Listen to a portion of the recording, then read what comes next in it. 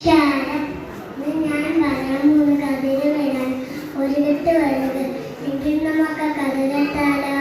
പണ്ട് പണ്ട് ഗ്രാമത്തിൽ ഒരു വൃദ്ധനായ പിതാവും അദ്ദേഹത്തിന്റെ 5 പുത്രന്മാരും താമസിക്കുന്നു.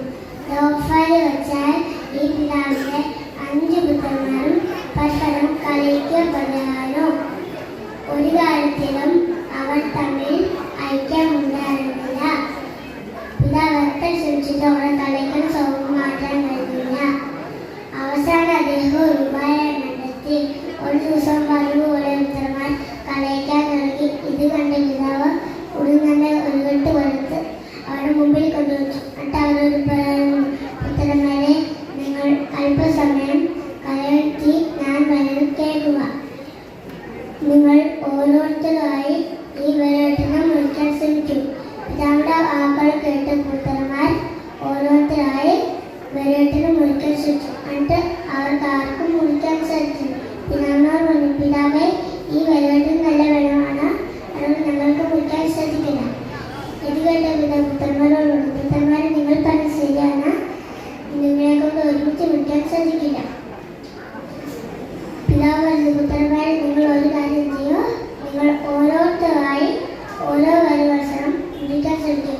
ഇത് കേട്ട പിതാവ് വിരകളെ കെട്ടഴിച്ച് ഓരോ വിരകളായി ഇട്ടു. ഓരോരുത്തരായി ഓരോ വിരകളായി അങ്ങനെ മുഴുവൻ വിരകൾ മുറിച്ച് തിരിച്ചു. പുത്രന്മാരെ, നിങ്ങൾ ഒരു കെട്ട് വിരൽ മുറിച്ചവരാണ് എന്ന് കണ്ടോ. നിങ്ങൾ 5 പേരും ഒരുമിച്ച് നിന്നാൽ നിങ്ങളെ കൊണ്ട് എന്തും ചെയ്യാൻ സാധിക്കും. അതേസമയം നിങ്ങൾ പരസ്പരം കടിച്ചോങ്ങൾ നിന്നാൽ നിങ്ങളെ കൊണ്ട് എന്തും ചെയ്യാൻ സാധിക്കില്ല. വിരകെട്ട് കണ്ടാൽ ഒരുമിച്ചിരുമ്പോൾ നിങ്ങൾക്ക് മുറിക്കാൻ സാധിക്കില്ല. അതേസമയം പിടിച്ചപ്പം നിങ്ങൾക്ക് എളുപ്പത്തിൽ മുറിക്കാൻ സാധിച്ചു. 5 പേരും ഒരുമിച്ച് നിന്നാൽ ഒരു ശത്രുക്കൾക്കും പരാജയപ്പെടുത്താൻ കഴിയില്ല.